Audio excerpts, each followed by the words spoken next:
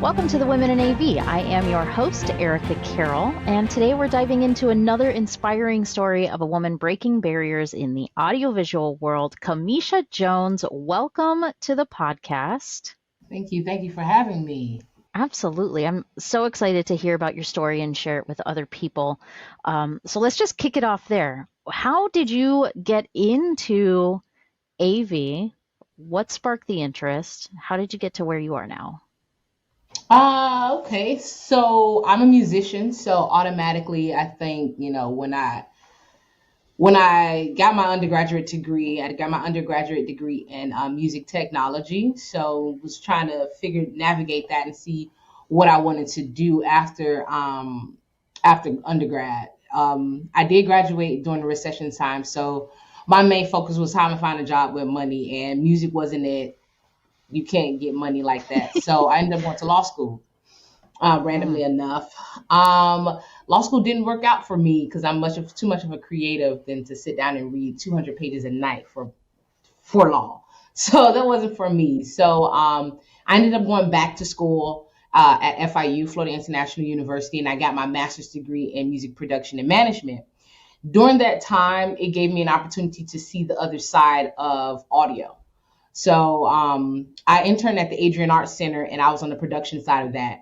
With that, it entails me reading contracts, reading writers for the shows, the Broadway shows that was coming into play. So I had my hand on a lot of Broadway shows, such as The Lion King on Broadway, The Bodyguard on Broadway. So those right there was introduced to me very during my internship phase after I got my master's degree.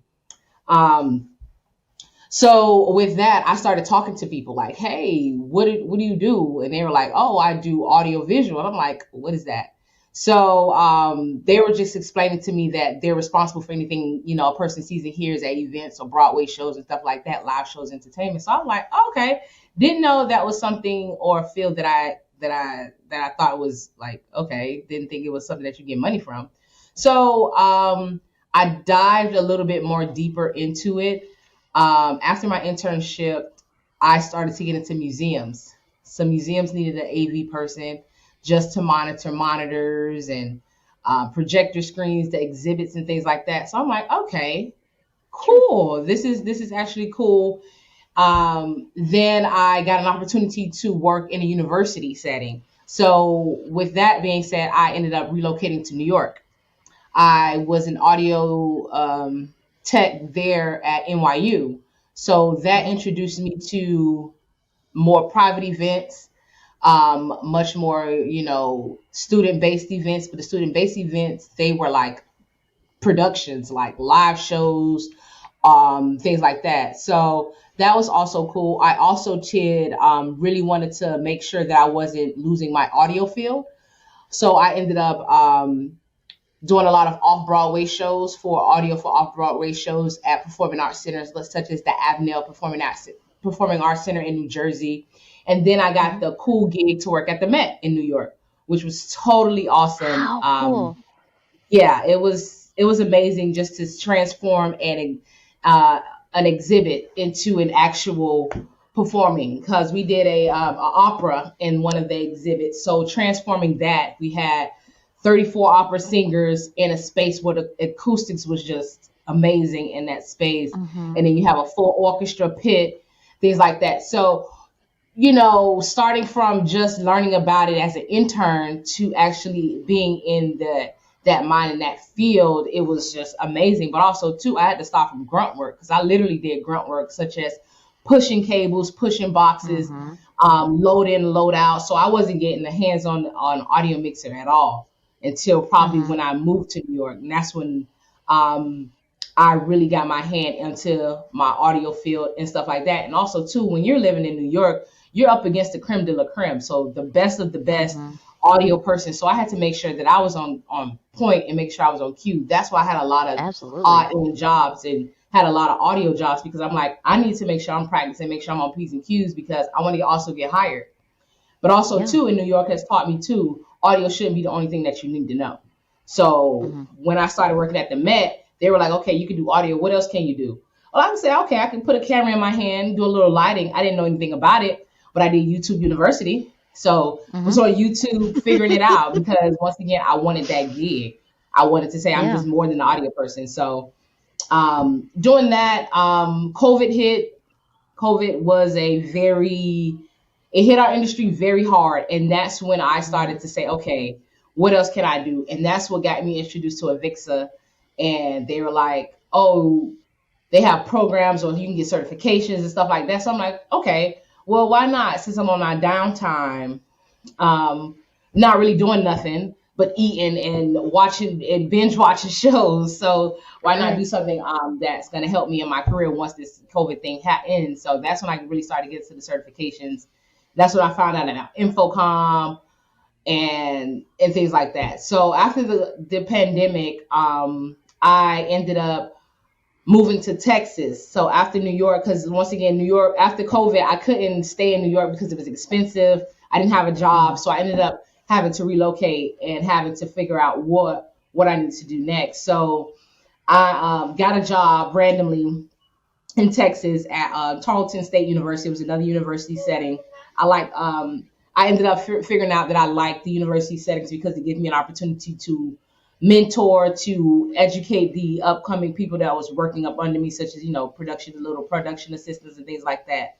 So Hmm. I ended up at Tarleton State University in Texas, and when Texas, I stayed only for a year because of racial things that was happening in the university, and I was way too far away from home. But Hmm. I I ended up my first time ever designing ballrooms was at Tarleton State University, which they allowed me to do that. So that was my first time ever getting into the design phase of a ballroom, things like that. What needs to go into the ballroom, so which was pretty cool. So I'm not saying that year that I was in Texas was a waste. It was actually Hmm. educational and actually told me the word of resilience. With all the adversity that I faced in there, I still came up on top. So I am thankful for that opportunity. Kamisha, it sounds like you have had a really fascinating journey to get to where you are, and I'd love to learn more about what you think about mentorship. It does sound like you're, passionate about giving other people that sort of a similar or maybe an easier opportunity than you have had. What has mentorship looked like for you? Mentorship looks like a lot. It's once again when I was navigating through my ways, I really didn't have anybody to say, hey, this is the right direction you should go into. These are the certifications that I've gotten. These are the certifications that employees are looking for. So things like that, or even just a resume look. Hey, nobody looked at my resume and Hmm. said, hey, you should add this or this type of language. So mentorship means a Yeah. lot. Mentorship means, you have someone to look at your resume and say, hey, I think you need to change your language here. Yes, I know we have AI and all of this stuff now, but also too, there's a difference. AI doesn't have heart.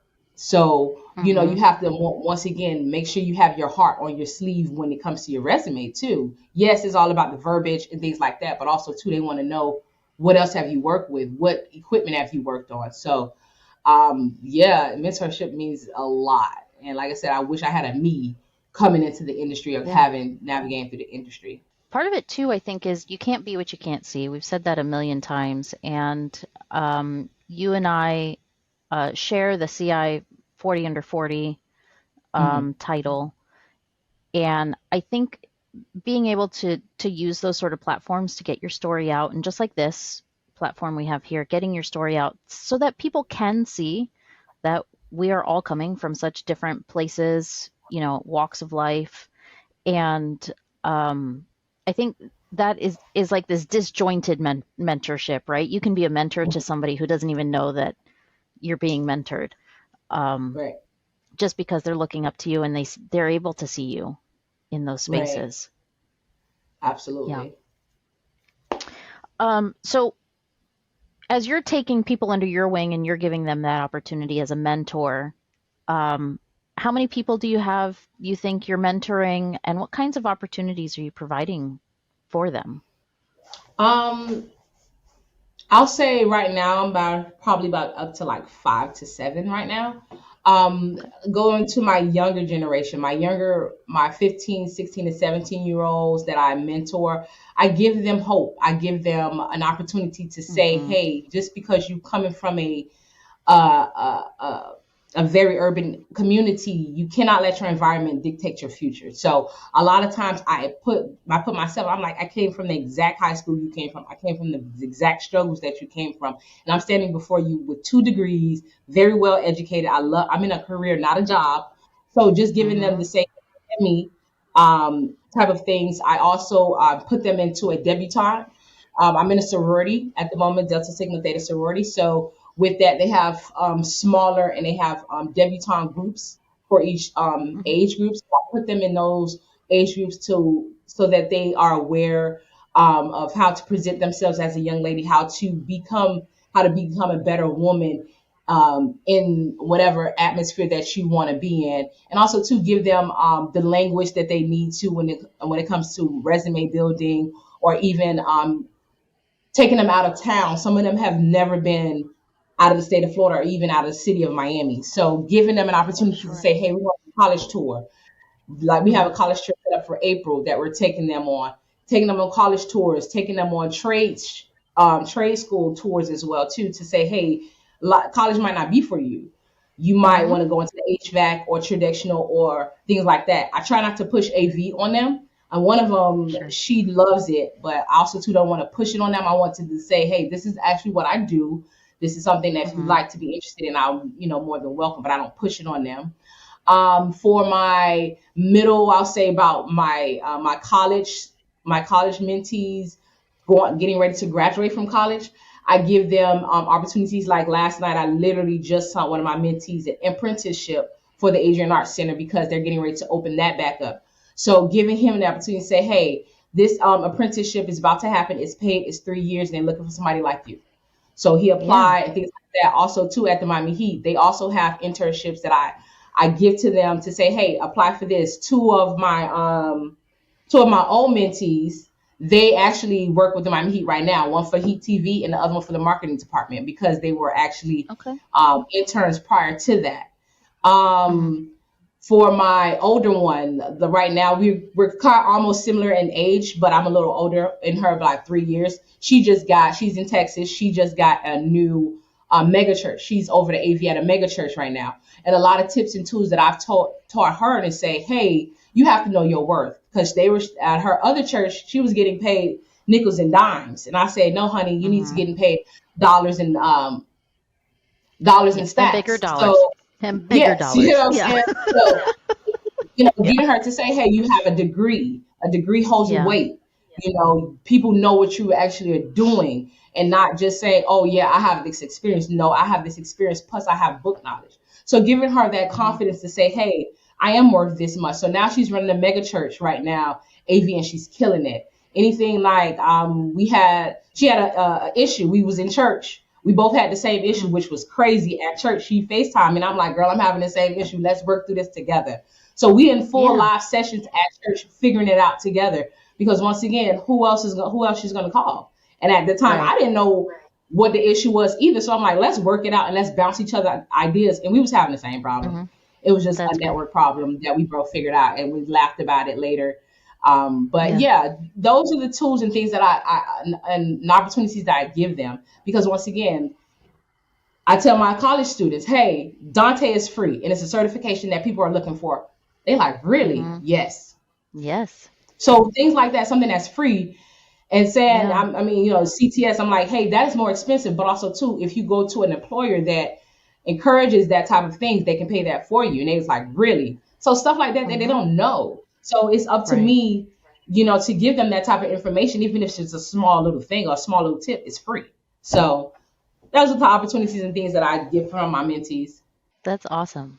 It sounds like you're passionate about this and driving the future workforce um and I love the passion project you have, with the Miami Heat and keeping your own skills. You gotta keep practicing, absolutely. What, if anything else, because it sounds like a lot, what are you passionate about?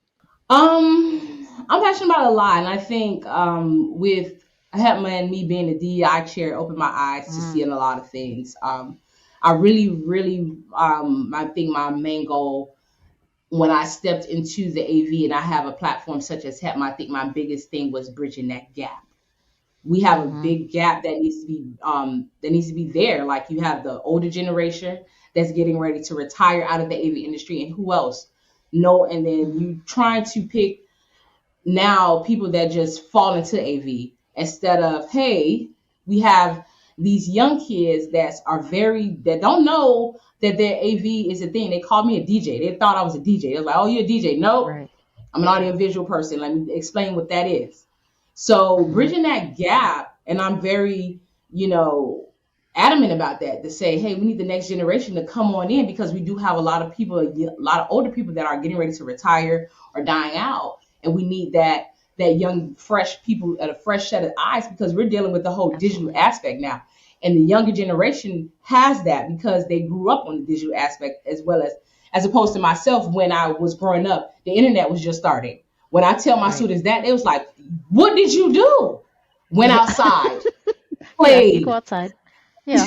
Right. You. So, Yeah. um, giving them those fresh eyes, we need that fresh eyes in the audiovisual industry because, once again, as you know, AI is taking over and things like that. And sometimes we don't know our generation know too much about it unless we're reading about it and things like that. But if this Mm-hmm. generation that actually helped created that AI situation brings on board and help us be more innovative in the AV industry, I think that is brilliant. Why not? So my goal for this and for the platforms that I've been given is to really bringing in the younger generation to say, hey, come on now, Mm-hmm. come on, I'm pushing you in the front for us, pushing you forward because once again, we need people like you. So I think that's mainly what I'm really passionate about. Is really bringing up the next generation. That's why I'm very active in my community. That's why I'm very active about giving back. That's why I'm very active about going to a lot of career fairs. I'm very active on that because they don't see, they like, what is an audiovisual person? When I tell the kids that I work for the Miami Heat, they like, you lying. So when I pull up videos and stuff like that, they like, oh my Yeah. gosh. Yeah. And then the next question is how much you get paid. So, but Of course. that's beside the point. But just giving them exposure to say everybody needs audiovisual. You can go to a concert. It's a interesting point that you bring up though, because so the work that we've done with Rosie Riveters and Rosie Riveters Explores Pro AV and getting STEM kits to students. Now we're talking like kindergarten through fifth grade is like the target audience for us, and we give them a STEM kit that shows something very basic, a very foundational learning of something, and then we teach how it ties into the audio video field. And on this pamphlet that we give out, we included an insert in every single kit. And in that insert, we list out, 5 or 10 jobs that you can have in AV. And at that age, when we started doing this, they actually told us put the salary ranges. Kindergarten through fifth grade want to know what the salary ranges are on what they could be within this industry. And I think that that's something that's really important to the next generation coming up, that they want to live, a nicer lifestyle. And they're going to probably, hopefully, chase a job that's going to afford them that. And AV is absolutely a career path, an intentional career path. Is I'm totally on board with you. That's what we're striving towards, is creating an intentional career path. Absolutely. And yeah, I mean, and it goes back to social media. Social media paints that picture in their Hmm. minds to say, hey, this is the lavish life. So now they're like, okay, well, I can do this. How much I get paid? It's like, Right. okay, wait, hold on. Exactly. So, but yeah, that's my passion about. Just to answer your question. I love it. So a question that I ask all of my guests: what are you reading or listening to, or what have you learned recently that's worth sharing? I think for me, once again, with me being the DEI chair for HEPMA and just being that vessel that I can be, I do a lot of research on DEI initiatives that are being taken away Hmm. on big companies such as Walmart, Ford, things like that. So just seeing, just reading that, and it's like it's sad, but also too, what else can we Yeah. do for that? And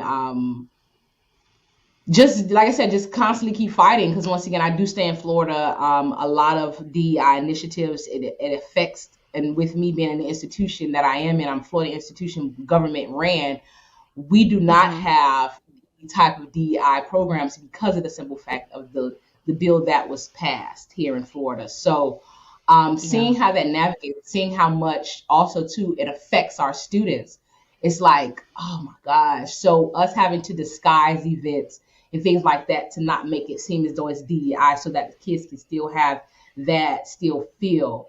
So, Mm-hmm. researching that, seeing how I can help in any way possible for our students that are being affected by this thing, and just being there for them and just saying, okay, it's okay. How can we pivot? How can Yeah. we, still educate, and also too we can educate a different way, not having necessarily to say DEI or anything like that. So just trying to see just to pivot, and things like that. What I've learned is recently, like it's an ongoing battle, and I am on the front Mm-hmm. lines, and I don't mind being on the front lines of that because it is something that I'm passionate about. Because once again, when I have children, I want to make sure my children are safe. I want to make sure my children have the opportunities out there just as well as everybody else does. Absolutely. Wonderful. And finally, a tradition we have here, I have my previous guests leave a question for the next guest, not knowing who it might be. So the question for you, in lieu of it could be a New Year's resolution, it is January, but in lieu of a New Year's resolution, what is your goal for this year for 2025? I have a word this year. It's intentional. Everything that I'm doing is intentional. Everything, everything that I'm doing is intentional. It's for a reason. It's for a purpose. So even if I don't want to do it, I'm going to do it because it's intentional, and I want to make sure that I am doing everything that I said I was going to do, and not so much of talk about it, because we have a tendency of talking about, oh yeah, I want to do this and do that. No, no, no. I'm going to talk about it, but also I'm being intentional about it, and I'm going to put it in action. So that's my goal and everything for this year. I love it. Thank you so much. And thank you for being on the show. It's been so awesome just listening to your story, having you on the show, listening to your insights and experiences. And where can people meet you, or where can they reach you online? You can find me on LinkedIn. I'm Kameesha Jones. I'm very active on that. If you want to find me on Twitter, I'm also on Twitter at K1117. Yeah. So find me on there. Awesome. And for all of our listeners, you can also find me at the Erica Carroll at all of the social places. And thank you again to all our listeners. If you are listening to this as audio only, be sure to check out the YouTube version, and vice versa. If you're watching this on YouTube, you can also find us anywhere you get your podcasts, along with any other AVNation show, like our friends over at State of Control on avnation.tv. The network for the AV industry. What are you listening to? This is AV. This This is AV Nation. This is AV Nation.